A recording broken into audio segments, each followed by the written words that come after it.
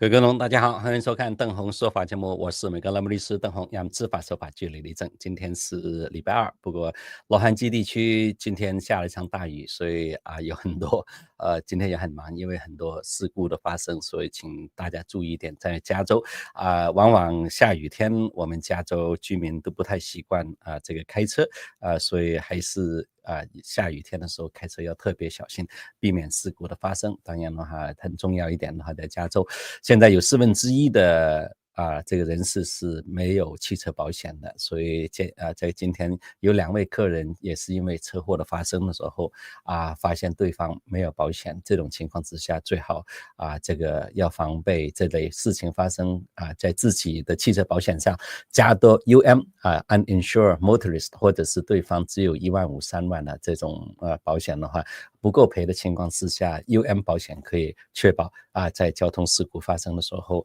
这个对方没有保险，或者对方保险保费保额不够没办法赔偿的时候的话，你自己的保险公司可以的话向你提供这个一定的补偿，所以这部分提醒大家。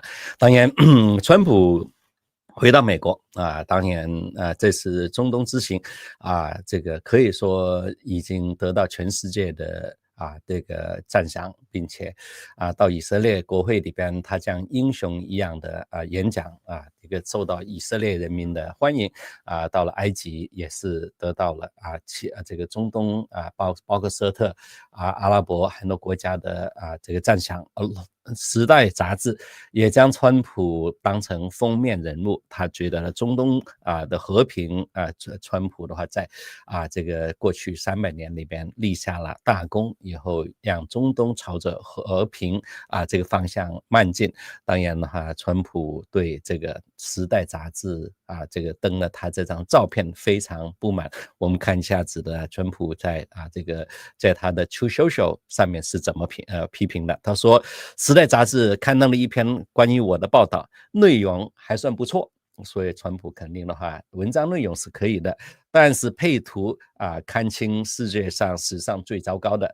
他说他帮我的头发消失掉了头顶上还漂浮着一个这个微型的王冠的东西看起来的话这个实在太这个怪异了。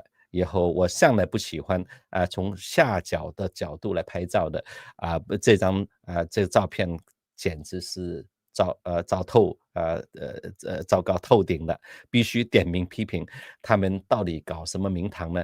为什么如此行事呢？当然的话这个部分你可以看得出川普这部分看起来真的是有点像皇冠一样，在太阳照射之下的话，川普本来是一头金发或者是黄发，以后看起来是没有头发，所以川普对这张照片的话是非常不满，就是因为角度不对。当然的话，今天川普在白宫外面的话召开了这行纪念 Charlie Cook并且向 Charlie Cook颁发了一个自由勋章的一个仪式待会这个跟大家一起来看一下子这个现场里面的一些这个过程当然这个Charlie Cook 今天是32岁这个不单指川普给予勋章，同样的国务院为了打击这些批评苛刻的人士也吊销了这个执照这个签证针对这个部分，今天美国的国务院发表了这个一个新闻，他说里边的话现在就是在 Charlie Cook 中枪不幸发生死亡事故之后，不少网络不少人士，尤其是直左派人士的话，反而拍手叫好。针对这个部分这个国务院进行了调查，发现这个人们有6名持外国学生签证的 F1 学生身份的外国留学生，居然的话在自己的社交平台上面的话拍手叫好。这部分的话包括来自阿根廷、南非、墨西哥还有德国的6名外国留学生，因为他们在这个在社交平台发表了这个评论的不当的评论这些人士里边呢，一方面骂查理寇是一个种族歧视者，或者是这个仇外人士另外的话他有一名德国公民的留学生，他说当法西斯主义死去时这个民主人士不应该抱怨，所以这个部分尤其是这些很多时候都是留学生，他们是持着留学生签证 F1 在美国留学的在可可遇害那几天之后的话网评非常有很多极左派人士拍手叫好。这种情况之下，这个礼拜这个已经正式宣布 Marco Rubio 在警告，他说如果你是持签证在美国这个并为政治人物的公开暗杀而欢呼准备好被驱逐出境。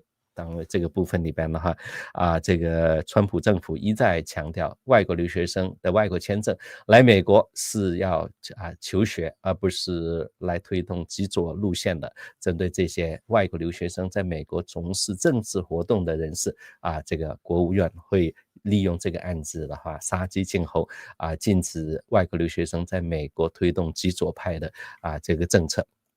当然了今天这个视频也是因此各界的关心尤其是你可以看得出很多已经加州在11月4号进行特别选举，而在照片大家可以看得出来里面当时很多这些收到的选票大家填 no 以后50号提案，大家填完 no 之后将选票放回信封的时候，你可以看得出一放回信封出现的话这个选票中间这个地方 no 的地方的话居然跟小洞里边的话是在一起的，所以这个部分的个洞的部分里边呢是 no。 当然这个部分里边的话很多批评人士就解读，他说你现在加州还这个要开始这个选票，你可如果是加州选民对 Gavin Newsom 的选区重划计划投他反对票，那他的答案将会透过这信封上面的洞孔显示出来。民主党除了作弊什么都不干这也是很多民众比较担心，为什么很多这种如果是投反对票有可能会这个会被这个一些人士的话将这个票这个来将这个票里边的话这个可以说是造假。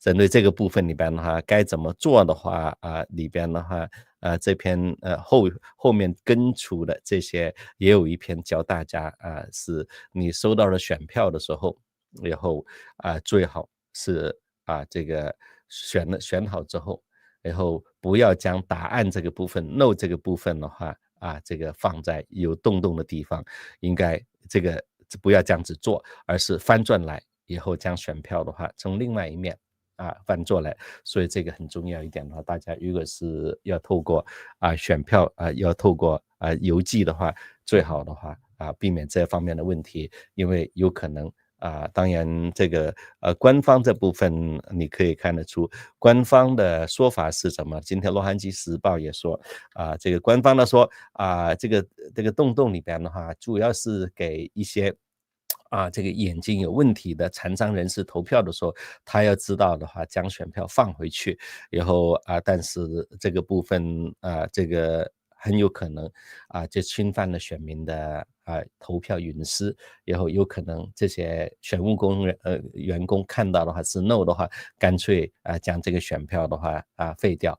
从目前来说已经有这个很多的选民有55万的最新统计出来的话选票已经收到了很不幸一点的话就是投票支持的民主党人士基本上的话占48%而反对的共和党人士的话就目前看起来投票人数共和党出来投票只有28%。当然的话这部分的话也要呼吁更多的民众想办法这个要进行来投票反对50号提案。当然，今天华盛顿，而且华尔街日报有这篇文章，也是引起大家要关注的，因为这个部分对很多这个生意来说，这个将来这个很快 ChatGPT 会这个取代谷歌还有其他的搜查网站OpenAI 即将在 ChatGPT 里边的话可以让民众在 ChatGPT 里边直接购买沃尔玛的东西所以这个部分你可以看得出以前大家要购买东西的时候，在 Google 搜查，它有推荐不同样的商家。现在越来越多人是使用 ChatGPT 来进行搜查，以后现在往往它不再给你比价，直接就是给你推荐沃尔玛的东西了，就是因为沃尔玛的现在它已经宣布所以今天沃尔玛的股票一下子涨了5%，就是它这个就是因为它很有可能在将来几个月之内 ChatGPT 会跟沃尔玛合作基本上 ChatGPT 所介绍的产品直接推荐到这个沃尔玛里面去了所以这部分沃尔玛的会员可以透过 ChatGPT 的话可以享受到免运费等优惠，所以针对这个部分的话 ChatGPT 的购物生态系统现在已经慢慢的开始形成在这个去年开始这个 Essay这家购物网站已经跟 ChatGPT 合作，还有Shopify 也开始跟 ChatGPT 整合，现在沃尔玛正式加入以后，在将来几个月之内会透过 ChatGPT 大家要购买什么东西以后 ChatGPT 马上的话推荐这个沃尔玛里边的产品，所以针对这个部分里边的话有可能这个怎么将来这个市场推广有可能不再依赖谷歌这个系统了。那当然谷歌在几个月以前已经是开发自己的 Gemini 想办法来跟 ChatGPT 来整合来竞争，不过目前看起来的话，这个华尔街日报想的话这个新形态的ChatGPT 促销方法的话将会成为新的主流了。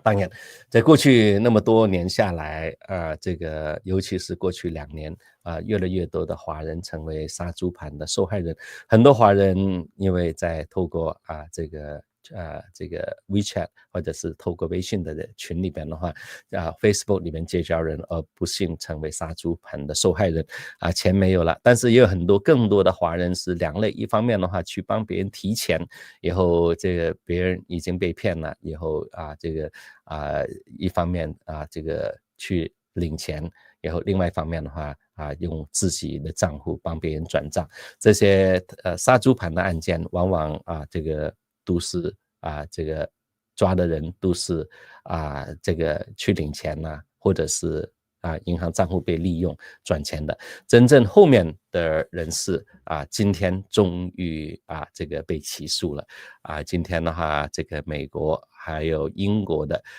这个联手打击东南亚网络的犯罪这也是史上最大规模的根据美国司法部今天所这个提供的文章里边的话他们将矛头指向了这个叫 Prince 的王子集团的跨国这个控股公司在里边的话不单止他指控他的控股公司有银行还有很多的这个信用卡公司转账这个部分根据他们这个现在目前在美国基本上有259名受害人现在冻结的资金这个他们现在有1800多万并且这个他们所经营的一个叫做金贝集团这个部分的话他们几个职中的这个重要的一些人士也被列为通缉犯，当然的话这个部分你可以看得出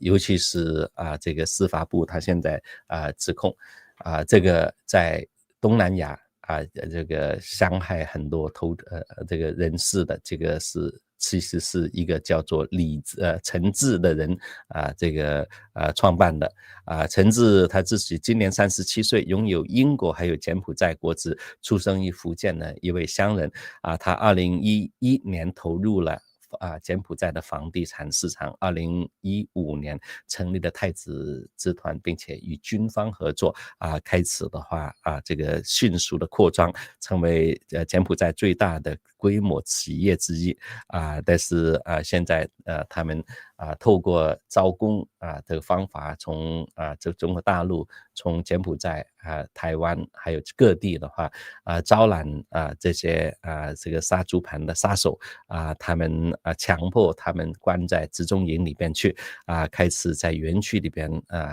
来操纵，透过手机来操纵，建立信用，也开始钓鱼，以后用投资这个引诱的方法，以后这个软硬兼施，骗取了大笔的这个资金。而这些杀猪盘的话，现在这次可以说是联邦政府最大的一个扣押行动只扣押了这个12万7千枚的这个比特币这加密货币里边等于美元150亿的美元他们这些的话都是这个透过转账以后购买比特币的比特币以前的话觉得是这个查不到的，但是过去几年里边呢 FBI 还有银行的管理机构的话所有经过谁的账户到了谁的这个历史的话这个我们平时看的100块钱的面值到个谁手上的话谁也不知道，不过的说一个比特币对个手的手上落在谁的银行里边账户过以后，这个历史是永远都会留在这部分的。所以现在的话在很多受害人的钱被转到加密货币里面去，现在美国政府已经透过法律的行动冻结了这些这个货币当然的话从目前看起来的话，英国跟美国也包括台湾也好的话，有9家台湾公司也是受制裁的名单除了这个之外的话，这个最重要他们都是透过这个台湾的企业来洗钱所以从目前看起来美国已经开始行动以后，并且这个杀猪盘的案件里边的话也牵涉到这个可以说是柬埔寨的军方，从目前看起来的话这个司法部已经是想办法透过外交的手段迫使这个柬埔寨将这些躲藏在这个柬埔寨的这些犯罪集团要交出来因为从目前看起来陈志他所经营的 Prince 这个集团的话，他的业务遍布全世界30多个国家以后这个他其中有很多受害人这个在纽约地区，就是纽约检察官所提出来的话，至少有250名受害人牵涉的资金在纽约地区就有7800多万所以这个部分你可以看得出这个杀猪盘终于现在美国开始行动了同样的要提醒大家，因为这种杀猪盘虽然是这个现在追究的是以往几年的，但是现在很多受害人还是继续的这个受骗上当以为自己这个获得了赚钱投资的一个秘诀，其实就是引诱你来作为投资。另外一方面谈情说爱利用交朋友的方法不断的骗钱，这也是一个方法。还有一个方法的话，他现在已经是采用这个总部已经慢慢的从柬埔寨搬到了杜拜，所以话除了中文之外，他们还是会用英文进行来诈骗的很多美国人不熟识杀猪盘的情形的话，也开始纷纷受骗上当了。当然我们现在先看一下子今天川普在这个白宫这个可以说是玫瑰园的地方开始的这场记者会这样记者会里边的话，我调出了中文，让大家我们一起来听听今天川普在白宫为了纪念查理颁发这个自由勋章的这个仪式，它里边大概有1个小时左右的时间，所以和大家我们一起来看看。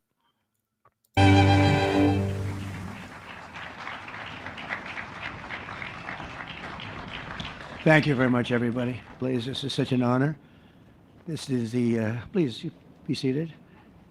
This is the first time we've been at the new and improved Rose Garden, and people are loving it. They're loving it like they've not loved a lot of things. We have the Presidential Walk of Fame, which you just saw.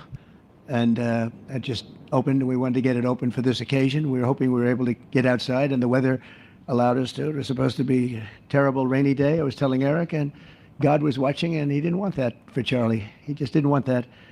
So it's really beautiful. I couldn't. 川普也相信这个气候，他说本来呢，今天华盛顿的气候是不好的，不过呢说上帝也在看着，所以为了这个查理以后特别加天气变好了，所以他们可以在户外进行这个活动。当然的话，在白宫椭圆形办公室门口旁边的话，有一个叫 Rose Garden 玫瑰园这个玫瑰园的话是一直这个都是草坪的以前办什么公开活动。都是因为这个尤其是高跟鞋女性踩了高跟鞋的话跌倒，所以川普上台了之后，他现在将这个玫瑰园变成铺上水泥了以后现在他说这也是第一次公开在外面的话办这场活动以后本来是要下雨的没想到的话今天天气突然变好，以后让我们可以在这个玫瑰园里边来看这场活动。 Couldn't be more beautiful. Today we're here to honor and remember a fearless warrior for liberty, beloved leader who galvanized the next generation like nobody I've ever seen before, and an American patriot of the deepest conviction, the finest quality and the highest caliber, the late, great Charlie Kirk.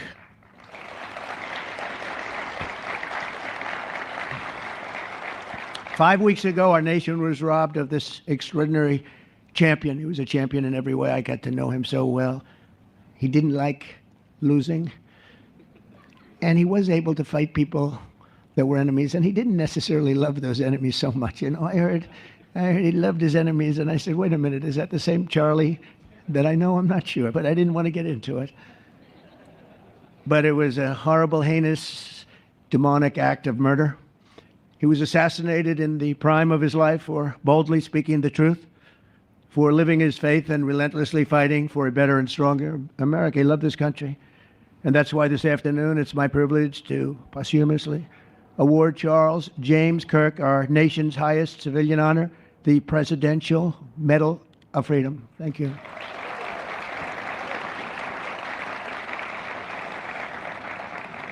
As you know, only hours ago I returned from a very historic trip to secure peace in the Middle East. People said that couldn't be done. Charlie felt it could be done. Charlie felt it could be done. Thank you. Thank you. Thank you very much.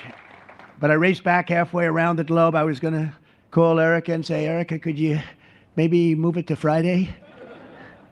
And I didn't have the courage to call. But you know why I didn't go? Because I heard today was Charlie's birthday. And I said, you know, that was a definite. And I said, we're going to have to forget about some of those very big, very rich countries that expected me to be there. And I can tell you, based on the length of that flight, I wouldn't want to go back tomorrow. But I would not have missed this moment for anything in the world. Nothing. And it's a very important time for our country. And our country is doing so well. It's never done. 所以这点呢，网友也说川普特别赶回来，就是因为查理这天的日子特别，他本来还要中东跟其他的一些很有钱的人开始谈生意的，但是他说刚好他没有这个勇气来打电话给这个 Erica 将的日期改到礼拜五但不过呢，又就是因为他知道今天是查理的生日，对这个可可家庭里面这是很特别的一天，所以的话他宁愿不谈生意了，因为并且这个赶回这个中东去太辛苦了，所以他也不想赶回去了，就是直接赶回来。所以这个网友里面呢，消息还是非常灵通的对，这个川普是为了Charlie Kirk 这场活动，专门从中东的话赶回来美国。Better, we are a country with almost now $18 trillion of investment coming in. Nobody's ever seen anything like that. Previous administration had less than $1 trillion for 4 years. We have more than 18, it'll be much more than 20 by the time the year, more than $20 trillion. There's never been a country in the world that had anything like that. What's happened to our country is incredible in a short period of time. Charlie was a big person for sir, could we close up those borders, please, a little bit? You know, they're really leaking badly. I said, Charlie, I haven't gotten there yet. But, you know, it came out the last 4 months. Literally nobody was allowed into our country. And the only people that were allowed in were people that came in legally. The borders are absolutely stone cold closed. And they reported 0, 0, 0, and 0. So that's pretty good. But he was a big believer. He wanted people in the country more than I did, frankly. He wanted them to come in legally. And he got his wish. October 14th is Charlie's birthday, and he should have been turning 32 years old that day. When I first met him, he was like 22. And I said, boy, he's awfully young. But I thought he was older than that. You know, he looked a little bit older than his age. That's okay. You know, that's not good when you're old. But when you're young, it's great. He had the best of all things, but he was special. But instead, Charlie is attaining a far more important milestone. We're entering his name forever into the eternal roster of true American heroes. He's a true American hero, an amazing person, way, way beyond his years. And I'm honored to be joined by a woman who has endured unspeakable hardship with unbelievable strength, and that's Charlie's widow, Erica. And I just want to thank you, Erica. He loved you so much. I was with him. Oh, please. Thank you, darling. Thank you. I was with him before I met Erica, and he told me he was going to get married. He said, you won't believe how beautiful she is. I said, well, then now that I meet her, he's right. But then he also said, and you know what? She's like the smartest person I know. See, they do go together on occasion. Not often. Not often. But on occasion, they go together. But he was in love with you. He was deeply in love with you. It's great. Erica, your love and courage have been an inspiration to all of us, and we will always be here for you, and we're always going to be here for your gorgeous, beautiful children, and we'll never forget what your family has sacrificed for our country. Man loved our country.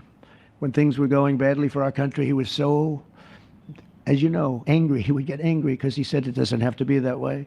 We're also pleased to be joined by an incredible group of Charlie's friends, very powerful friends, actually, and some not so powerful, and they're actually better people, okay? I know them all. They're the less powerful ones. I have to tell you that, all of you power guys down here. The best ones in the group are the ones that are less successful, but that happens too. No, they're all great, and they're here. And let's start with Erica's father. Where is Erica's father? Where are you? Where are you, Dad? Oh, look at him. Wow. I want to get a hat like that, too. I like that. How are you? Nice to see you again. Thanks as well to Vice President J.D. Vance, who's been fantastic. J.D., thank you very much. Great. Doing a great job. Did a great job on Sunday with George Slopadopoulos. Put him away pretty good. Second lady, who's a phenomenal woman, Usha Vance. Thank you very much, Usha. Thank you very much. Great woman. President of Argentina. He wanted to be here. That's Argentina's a serious flight, right? And he's become a superstar, and he's doing amazing things. He's a MAGA person, but it's make Argentina great again. That's what he does, right? And I want you to stand, please. Javier Milei. Doing a great job. Thank you very much. Many members of my cabinet are here. Just about all of them are here. I won't go into every single one of them, but I'll announce a few of the people that have really turned this country around and helped me. Incredible people. Speaker of the House, Mike Johnson. Where is Mike? Mike, what a job you're doing, Mike. What a job you're doing. And I watched you this morning, and you're in there trying to say, look, just let the country open. Everything will be fine. We're dealing with some radical left lunatics. And I would just wish Charlie was here to fight us. I think the fight would have been over already. He would have had a march on the Capitol by people whose average age is about 21, because there's nobody that had that relationship with young people. Right, Mike? So thank you, Mike, for being here. House Majority Leader Steve Scalise.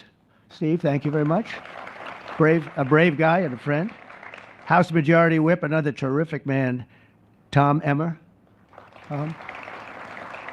Thank you, Tom. Senate Majority Whip, John Barrasso. John, thank you very much.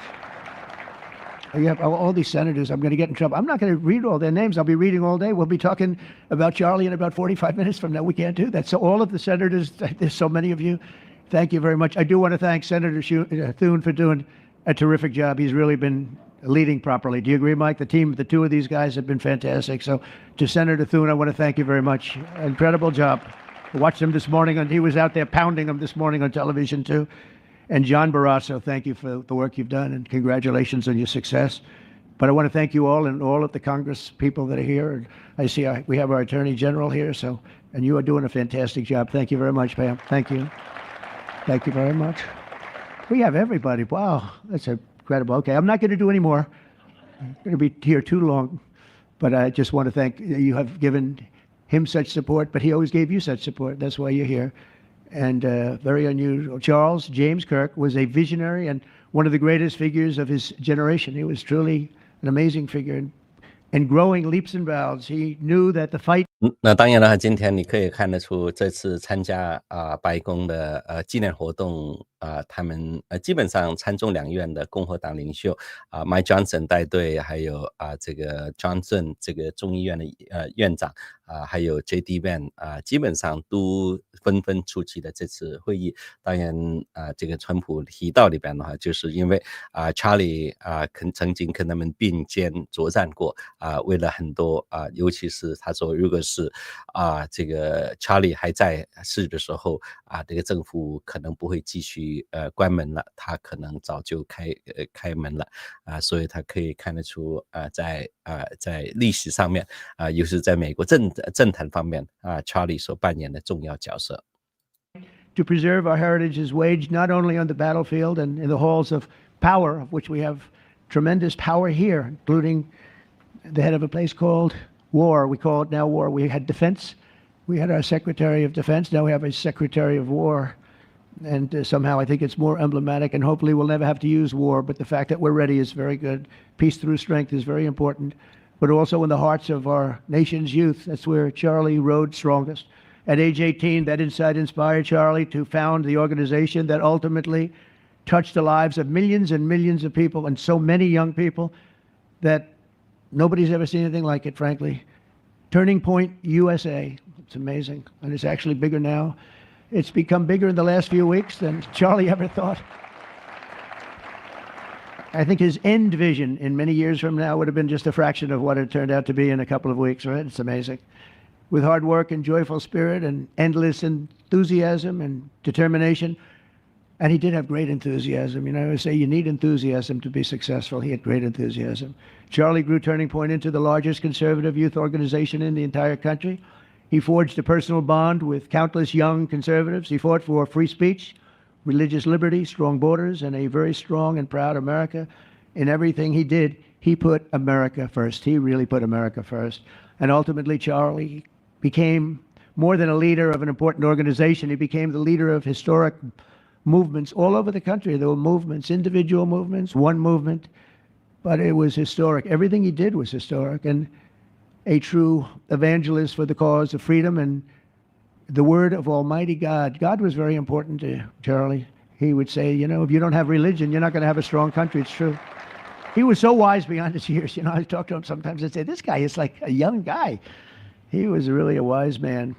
From the time Charlie worked on my presidential campaign in 2016, and he was there right from the beginning. He liked me. I don't know. I have no idea why. What the hell was he thinking? He said, you're going to win, sir. I said, you know, I'm running against 17 senators and a lot of tough people and governors. We have all these people. And he said, no, you're going to win, sir. He said, not going to be close. And he made it happen. He helped make it happen. I'll tell you that. Without him, who knows what would be. Maybe you'd have Kamala standing here today. That would not be good. I will tell you, Javier, you don't know who Kamala is. Promise, it would not be good. You agree with that, Howard? He also mobilized countless citizens to go vote. It's called Go Vote. Very simple. And with his help in 2024, we won more young people than any Republican by far in the history of our country. And we won the popular vote. We won the swing states, all 7 of them. Remember, they said, oh, well, if Trump could win 4, that would be nice. I win 7 by a lot, by a landslide. But the popular vote was massive. And we won the Electoral College. Remember, they said, well, it's going to be very hard. I'd say 270. Well, we got 312 to 226. And then we won something called districts and councils and different things. But in one case, we won 2,750 to 525. That's the one where you see the map is almost entirely red, except they have a little blue line on one side and a little blue line, meaning New York and a little bit Los Angeles. I have a feeling that if the vote were 100%, we would have won that too. You want to know the truth. But he knew, and he knew very well, and he also understood honesty, and he was always concerned with honesty. He said the only way we can lose is if the cheating gets so bad, and that's where we came up with a little phrase, too big to rig. We said, go out and vote. Just go out and vote. And we had that. Remember, we used to say that all the time because people would say, oh, they're going to win. We don't have to vote. Let's go to a movie. We'll come home and watch later.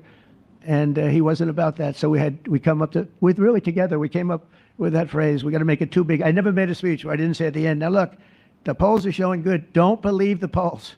He said, we're going to make it, Susie, right? Too big to rig. So if you think we're going to win by a lot, doesn't matter. Pretend we're losing. You got to go out and vote. They voted. And at 9:02, the whole thing was over, right? 9:02. Remember they said, oh, this could go a few days. Well, it went a few minutes. 9:02. And he knew that. And I felt it, but he knew it. He knew it. I think he knew it more than anybody. But Charlie never missed an opportunity to remind us of the Judeo-Christian principles of our nation's founding or to share his deep Christian faith. In his final moments, Charlie testified to the greatness of America and to the glory of our Savior, with whom he now rests in heaven. And he's going to make heaven. I said, I'm not sure I can make it, but he's going to make it. He's there. He's looking down on us right now. It's so incredible. Look at this, how this turned out. This was supposed to be so dark and cloudy. Not dark and cloudy, is it? Look at that, how beautiful that is. There's no artist that can capture it as beautiful as it is today. Wow, it's amazing. As I said, on the day that he was assassinated, Charlie Kirk was a martyr for truth and for freedom. And from Socrates to think, and to St. Peter, from Abraham Lincoln to Martin Luther King, those who change history the most, and he really did, have always risked their lives for causes they were put on earth to defend. He was put on earth to do exactly what he was doing. He didn't want to waste time. He would have been a top student at any college in the country. I know the college as well. He's smarter than the guys there. He was so smart. But he almost, I guess, didn't have the time. He knew what he wanted to do. It wasn't like, gee, I want to sit in the classroom for 4 years listening to people teach me liberal principles, because they were never going to teach him that anyway.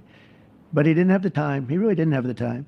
But every time the enemies of goodness and virtue tried to silence the voice of righteous and noble leaders like Charlie, they failed. They seem to fail. Ultimately, they look like they're doing well, and then they end up failing, because the truth has been unrelenting over the years, over history.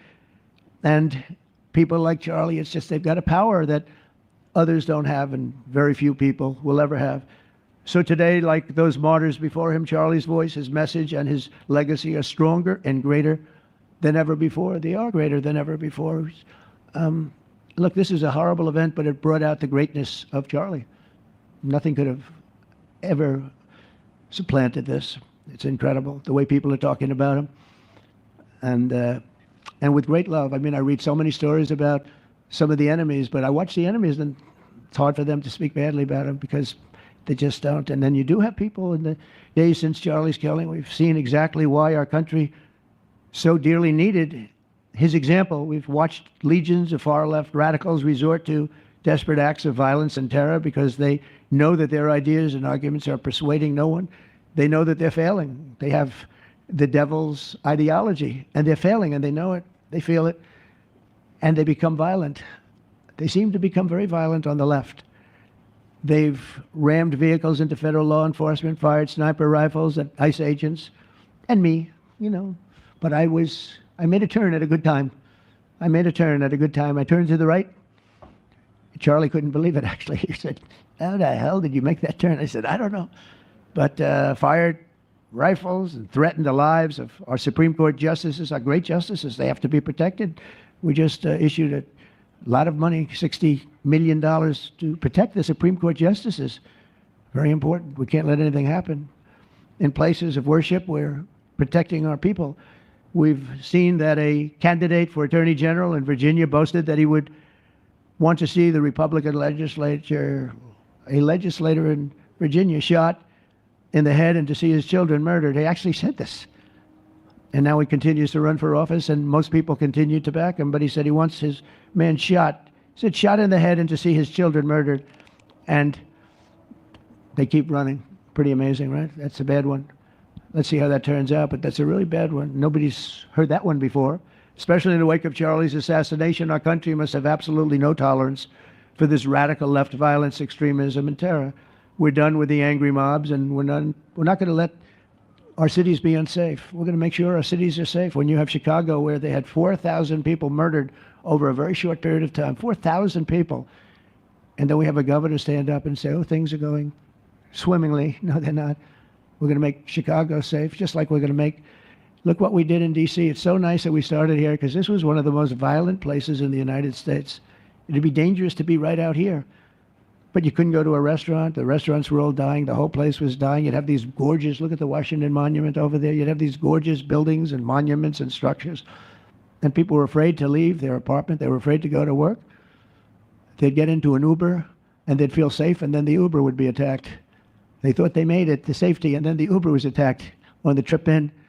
But we've done a great job, and now it's considered a totally safe city. We haven't had problems. It took us 12 days to make it great. We took out, Pam, 1,700 hard criminals, career criminals in many cases, but these are hardened criminals. Many of them came in through the Biden open borders. We brought them back to the countries.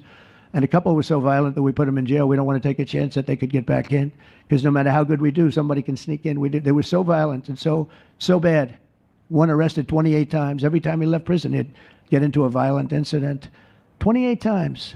And we put him away for a long time. But we're done with the angry mobs. We're done with it. This is such an unbelievable place right now. You take a look where you can walk down the middle of the street with your wife or your husband. Your children can walk. They can walk alone. It doesn't matter. They can walk anywhere in Washington, and they're safe now. If this were a year ago, they'd have a serious chance of being badly hurt, even killed. They'd come in from Indiana. They'd come in from Iowa. They'd come from Florida to see their nation's capital, and somebody would have to call the parents, I'm sorry, but your son or your daughter's been killed. Not anymore. You hear those sirens going off? That's good. That's a good sound. That means they either got the bad guy or they're going to stop the bad guy. You didn't hear that sound because nobody wanted to do anything. Nobody. Listen to the beauty of that sound. Seriously. And that's the real deal sirens. They're not politically correct sirens. You hear they're about 3 miles away. That's great. What a beautiful sound. They're stopping crime. That's what they're doing. So we're done with the voices of fools. They're fools. And death threats, and we're going to make our cities safe. And I thought it was Charlie's, one of his biggest dreams was that. He couldn't believe it. Chicago's going to be a great city again. We've already, we sent people in there 6 months ago, and this governor said, well, crime is down. Yeah, that's because we had the FBI in there for 6 months, just preparing it for the bigger surge. And they've done a great job, the cash and the FBI. They've done a great job, and they love doing it. They love being able to do it. They were restricted from doing it. They couldn't do anything. And now they're totally unrestricted. All they have to do is stop crime, and they're doing it. By the way, Memphis, as you know, you heard they went in about a week ago, one of the most dangerous places in the country. It's really in the world. It's not just the country. They have very few cities that would compare to some of these cities. You go to Afghanistan, you say, oh, that's unsafe. Well, the crime numbers are much better than the crime numbers in places that we have. So Memphis, I understand, is doing unbelievably in 1 week. It's like a different place. And this took 12 days, and then after that, we just perfected it. But after 12 days, we had good safety here. After 1 month, it's like, it's really amazing. And by the way, restaurants are booming. Restaurants are opening up. The big problem we have, you can't get into a restaurant in D.C. anymore. So they're opening up. It's a beautiful thing to see. It's called safety. It's called law enforcement and letting them do their job. And that's why I said last month that I have directed the Attorney General and the Department of Homeland Security to confront the very real threat of left-wing terrorism in our country. It's a real threat. Not when you confront it, it's not, because they're not brave people. In fact, they're cowards. When you confront them, they immediately fold. You have to see them fold. You have to see them crying. They fold. But it includes dismantling the networks that fund them and finance them, and we're finding out who those networks are. We already know quite a few of them. When you see these violent incidents, and then you see people holding this gorgeous sign with beautiful wood, beautiful cardboard, wood, everything's perfect paint job, and they're all the same. There are thousands of them. You know that they weren't made in the basement out of love. They were made by anarchists, and in some cases wealthy. I'll probably find some of my nice friends that are up there being so nice to me, especially lately. They're being very nice. But it surprises you who they may be, and you almost wonder why would they do it? but they're hurting our country, and we're really taking it back one by one. If we didn't go into Los Angeles early on in the administration, the commissioner, the chief of police, Los Angeles said, if they didn't go in, we would have lost our city. Now, they already lost 25,000 houses to fire because they wouldn't let the water come in from the Pacific Northwest, which they should have done. And I said, you better do it. They didn't do it, and we had 25,000 homes where they had no water in their sprinklers, they had no water in the fire hydrants. It would have been a different kind of a thing if they did what they were supposed to do. We had to break in. We broke in and had the water come down. They said for the environment, great, they lost 25,000 houses. It's incredible. But the commissioner said without the federal government and President Trump's intervention, we would have lost the entire city. And we have the Olympics going there soon. I got the Olympics. We have the Olympics, we have the World Cup. And we have, most importantly, we have the 250th anniversary of our country. That's going to be most important. And all of these things are happening. And we're going to have safe cities. We're going to have very, very safe cities. So 1 month after Charlie's death, we still feel the terrible shock and the pain of his loss, like just about nobody I can think of. Charlie Kirk was one of a kind. He was unstoppable. And he really was. Boy, when he had an idea in his head, he would call me, sir, please, you haven't done it yet. I said, Charlie, relax. Just relax. He didn't relax. He'd call me the next day again. It got it done. But he was like indomitable and always will be. He's really irreplaceable. Nobody can replace him. But they're going to do great. But you can't replace that kind of person and that kind of talent, frankly. The word talent is an important word, but that kind of talent. So we hold his memory in our hearts forever. Every single day of this administration, we will continue to carry out the mission for which he lived. And he really did. He lived for this country. He lived for his wife and his family, but he lived for this country too. In Charlie's honor, we will continue like we have been to fight, fight, fight, and to win, win, win. We're going to win so much. So the Presidential Medal of Freedom is a big deal. You have the Congressional Medal of Honor, military, and the Presidential Medal of Freedom, which is civilian. And the Presidential Medal of Freedom is a really big deal. Very few people get it. Very few people, frankly, qualify. It's a decision of the president, but it's a qualification that's a very hard one to get. And I would like to ask, if I might, the military aide to read Charles James Kirk's citation for the Presidential Medal of Freedom. Thank you very much. Thank you.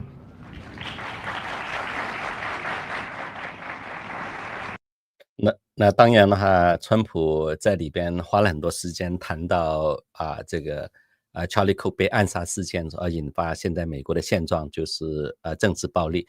他里边也谈到Virginia 州长选举现在的检察长民主党的候选人，他曾经这个发短信威胁的议长共和党的议长说要杀他家人，而现在他还是在竞选。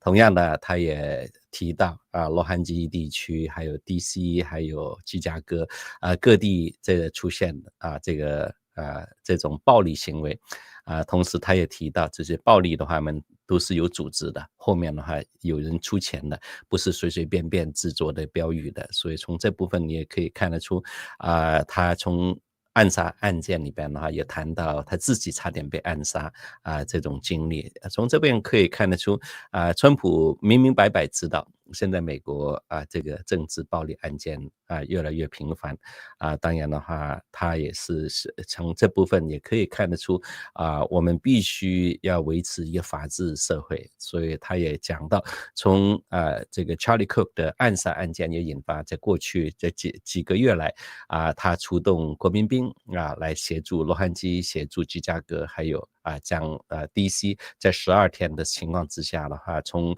这个每一年都有1400人被枪杀的 DC 这个犯罪的首都变成了一个现在可以说是安全的地方，所以从部分他也是再度强调了查理克的宗教，他说一个国家没有一个宗教信仰的话不会成为一个伟大的国家，所以从这边的话他再度这个表示的话就是说世界上只有一个人他这个伟人，这个就是查理克查理克他虽然没有上过大学，但是呢他觉得他没有上过大学并不是这个他不愿意坐在课堂上这个被洗脑，他愿意的话这个自己学，以后这也是一个自学成才的一个天才当然的话他也再度强调了他为什么要将这个总统能够颁发的最高勋章要颁发给这个 Charlie Kirk。我们看看的话，他的正式的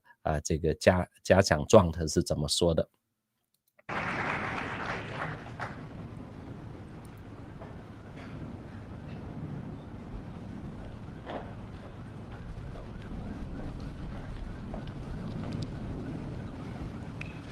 The Presidential Medal of Freedom is awarded to Charles James Kirk. Accepting on behalf of Charlie is his wife, Mrs. Erica Kirk. Charlie Kirk was one of the most influential American political figures of his generation. At just 18 years old, he founded Turning Point USA and grew it into the largest conservative youth organization in the nation. For over a decade, he tirelessly traveled the country leading a movement to restore respect for our founding principles, reawaken our national identity, and inspire a renewed spirit of religious devotion. He was one of the great debaters and communicators of his time. Despite receiving repeated threats, he remained undeterred and modeled courage, logic, humor, and grace to the next generation. On September 10th, 2025, at age 31, Charlie Kirk was assassinated while addressing a group of students. The United States honors him as a martyr for truth and freedom.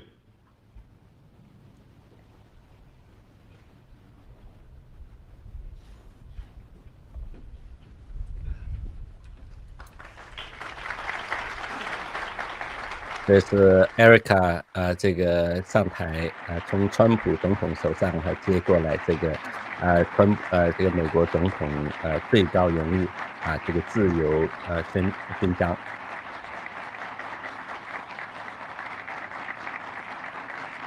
当然川普在介绍刚开始的时候，这个介绍贵宾的时候，特别提到 Erica 的父亲，所以戴的帽子的，所以这部分的话可以看得出这个川普对 Erica 这个家属的尊重。我们看看 Erica 的这个接受的这个演说。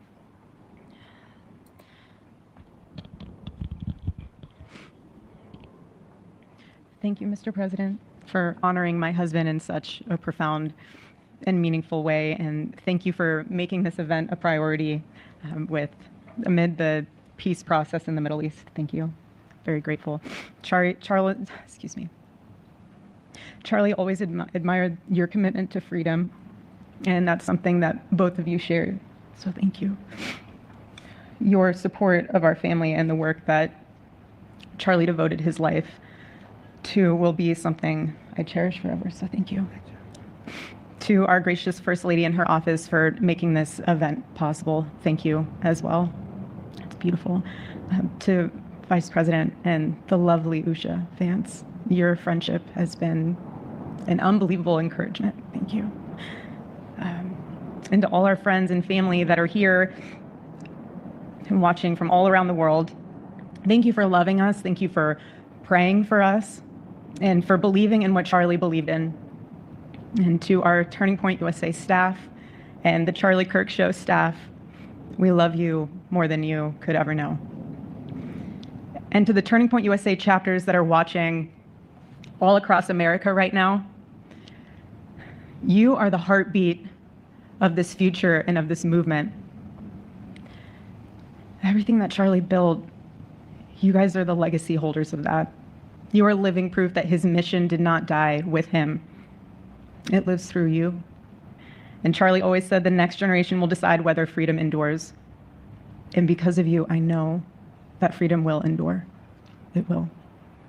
And today we're gathered not only to celebrate Charlie's birthday, but to honor a truth that he gave his entire life to defend, and that's freedom. The very existence of the Presidential Medal of Freedom reminds us that the national interest of the United States has always been freedom.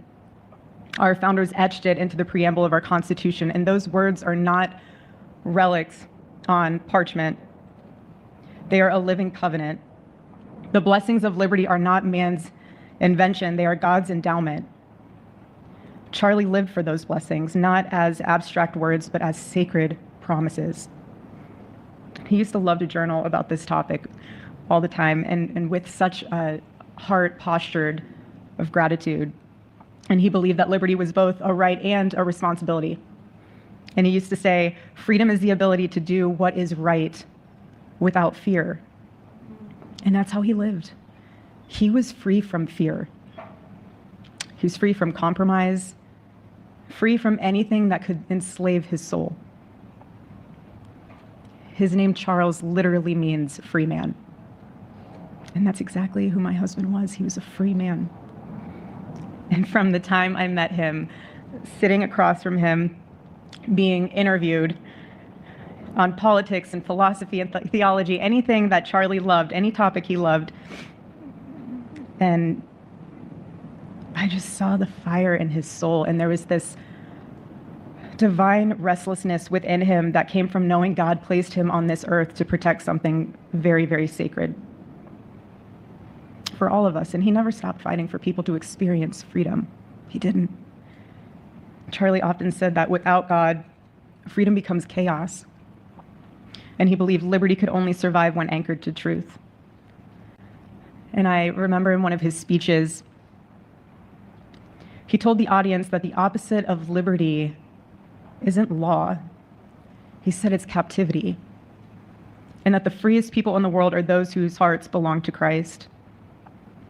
But what's so powerful is that Charlie had the ability to communicate so brilliantly across all generations. And he reminded us that in a world that tells us freedom is doing whatever you want to do, the real freedom is the power to live freely and to do what is right. And in one of his journal entries, he wrote that he wanted everyone to know that you can't have liberty without moral responsibility. Freedom divorced from faith eventually just destroys itself. And what's so fascinating about all of this is looking back these past 12 years of Turning Point USA and his mission, there's almost this veil of sacredness. Because what I realized is that while he was building an organization, he was also building a movement, one that called people back to God, back to truth, and a movement that was filled with courage. And ironically, for a man who impacted millions, Charlie never desired to be the center of attention. He just wasn't. My husband was not a man of extravagance. He loved simple but deeply meaningful things. Truly. He loved his late night walks. He loved buying more books than he could ever read because he felt there was no such thing as a book budget. And he loved being able to read to our kids the same bedtime story on repeat because he knew it was their favorite. But to him, that was special. And he loved to sit in the sun on a Saturday morning with his cup of decaf coffee, and his phone was off because he was honoring the Sabbath. And for him, it was that moment to catch his breath and just be in peace because he was unreachable at the moment. And he preferred quiet birthdays. But that never stopped me from telling him. I told him every single year, I said, baby, I love your birthday. I said, because it's the day that God knew the world couldn't go another day without you.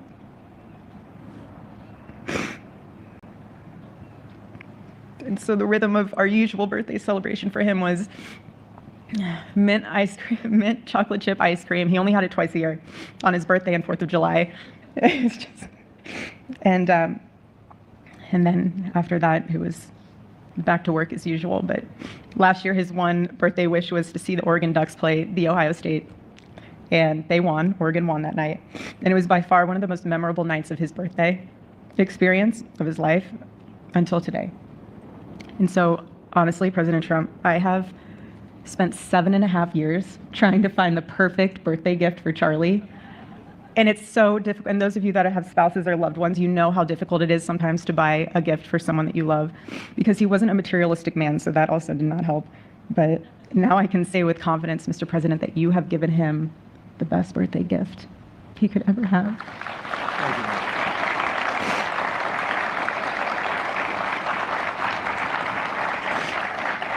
It's such an honor and the recognition of a life lived for defending freedom. And that's what Charlie fought for until his last breath.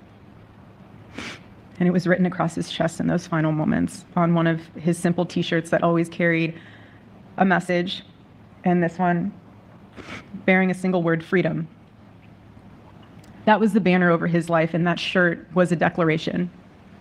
The same declaration he made in every speech, every campus visit, every time he shared the gospel at a church, every sleepless night that he would spend praying for the youth of this nation and planning for the future of our country, and just impressing upon them that when we defend liberty, we defend the soul of our nation. My husband never told anyone what to say. He never did. He never told anyone what to say. He would just encourage them to think. He would encourage them to think outside of the traditional political labels. He would want them to think in a way that was anchored in wisdom and truth. But he would never tell anyone what to say. Charlie wasn't content to simply admire freedom. He wanted to multiply it. He wanted to multiply freedom. He wanted young people to taste it and to understand it and defend it. He wanted them to see that liberty isn't self-indulgence, it's self-governance under God. He wanted them to see that. And every day I'd see him getting ready for work. He'd put on his cross necklace, he'd put his ring on his finger. And the boldness in his demeanor was always fearlessness. He wasn't afraid. He was never afraid. And his daily actions, whether in office or on campus or at a church, it was always without fear. That was his creed. That is how he lived out every single day. He didn't fear being slandered. He did not. He didn't fear losing friends, I can tell you that. He didn't. He didn't care. He stood for truth and stood for freedom, and he did not, everything else was just noise to him. And it's because his confidence in Christ was absolute. That's why. There was no limit to what he would have sacrificed to defend freedom for all. And if the moment had come, he probably would have run for president, but not out of ambition. He would only have done it if that was something that he believed that his country needed from a servant's heart standpoint. And Charlie lived only 31 short years. No, he's 32, but on this side of heaven, but he lived. He lived every single second he lived. He filled every single day with purpose, and he fought for truth when it was unpopular. And he stood for God when it was costly, but that's what we're called to do. Surprisingly enough, he did pray for his enemies, which is very hard, but he did. He did. He did. No one else, I mean, I saw him do it. No, he never did it in front of anyone else, but I can attest to that. But he also loved people when it was inconvenient. And he ran his race with endurance, and he kept the faith. And now he wears the crown of a righteous martyr. And for me and for our children, the truth really steadies our grief, because heaven gained what earth could no longer contain: a free man made fully free. And to all watching, this is not a ceremony. This is a commissioning. And my message is simple. I want you to be the embodiment of this medal. I do. I want you to free yourself from fear. I want you to stand courageously in the truth. Listen for the still, small voice of God. And remember that while freedom is inherited in this country, each of us must be intentional stewards every single day. God began a mighty work through my husband, and I intend to see it through. And the torch is in our hands now. It's in mine, it's in yours, it's in all of yours, it's in all the students with Turning Point USA. And before I close, I'll share with you that I asked our daughter what she would like to say to Daddy for his birthday. Excuse me. She said, "Happy birthday, Daddy. I want to give you a stuffed animal.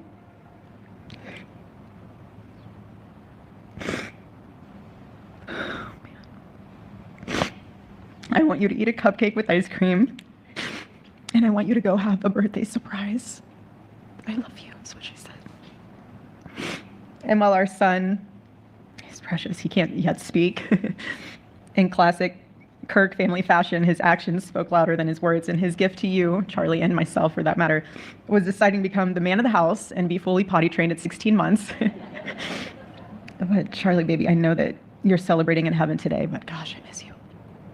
We miss you, and we love you, and we promise we'll make you proud. And Charlie's life was proof that freedom is not a theory, it's a testimony.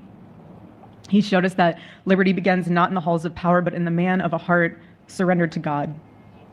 And so today, as we honor Charlie with this incredible Presidential Medal of Freedom on his birthday, I stand here with tears and just a humbled heart and spirit, because his story reminds us all that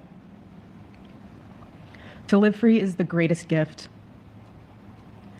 but to die free is the greatest victory. Happy birthday, my Charlie. Happy Freedom Day. God bless you.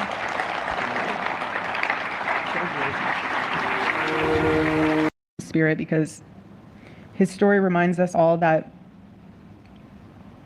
to live free is the greatest gift, but to die free is the greatest victory.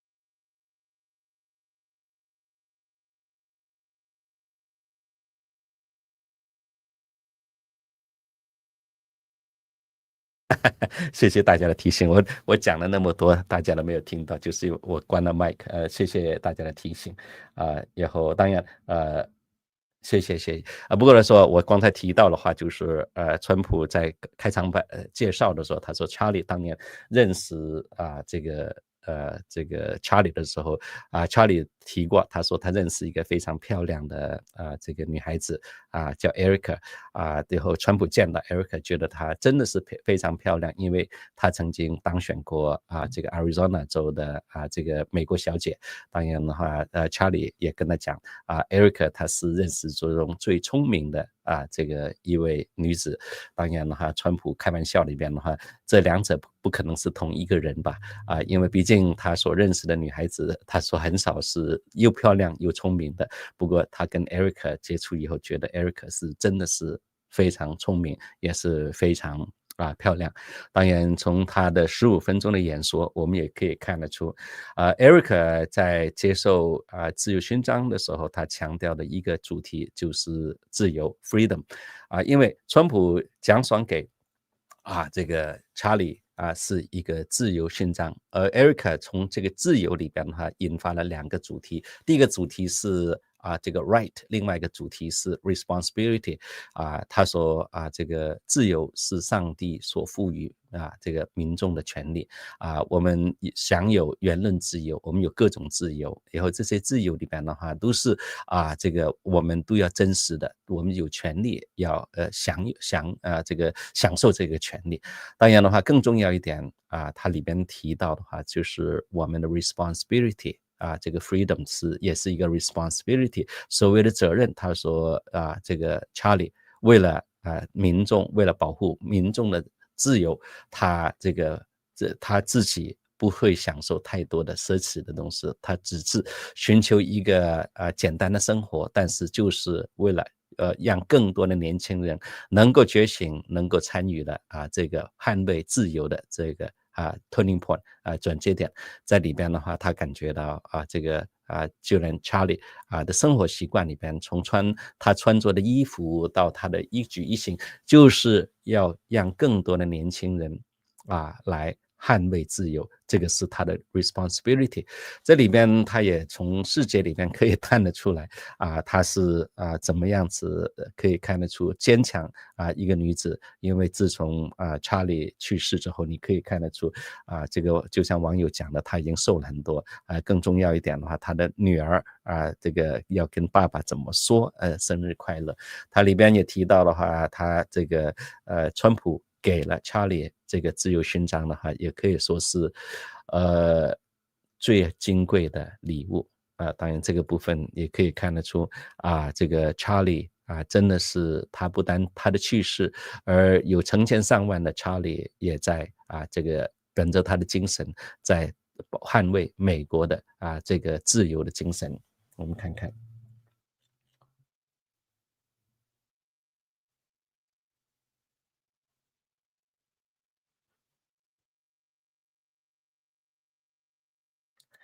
这位老师在这边嘲笑里边的话，这位我觉得他就是我将他永久 ban 去了，因为这个自由司机我也看到了，就专门在这边的闹事的，这部分的话就是要闹事到别的平台里边去了，对，然后好的，有关于网友里面提到的一个这个 Loretta James 什么时候开庭这部分这个开庭呢是10月24号在 Virginia 州开庭。当然的话检察官法官要不要让他做指纹，我相信了这个法官可能没有这个强制性的要求这个评论的话也是很多，就是很多人就觉得川普政府要起诉对 Loretta James 的话，他是用其人治人之身反治其人，有什么不对的呢？所以当然的话，现在我们可以看得出10月24号的时候还是10天之后他开庭的时候，也会不会像 James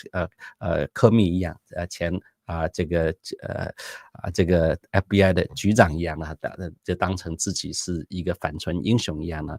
另外2个消息的话，就是川普今天也发表了，如果是芝加哥还有这个洛杉矶还是一样的话，来继续治安恶化的话，他不排除将这个世界杯这个还有奥运会搬到别的城市里面去就要确保安全的问题。另外一个新闻里面的话，就是今天晚上我会有空的话，大家也可以到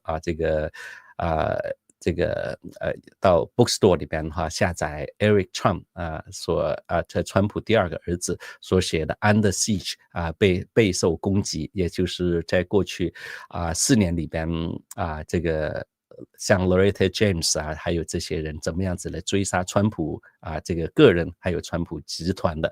因为 Eric Trump 他担任了这个川普集团的经营者他也是从亲身经历来来跟大家介绍这个川普为了这个竞选47任总统所忍受的一些这个委屈，还有这个对手是怎么样子利用法律体制来迫害川普家族还有保守派人士的大家有空的话可以search 一下 Eric Trump， 以后可以购买电子书，我今天已经下载了，以后晚上会有空的话来看看以后并且明天有空我跟大家解读一下这 Eric Trump 这本书Under Siege。 好的，祝大家有一个愉快的夜晚，我们明天再会。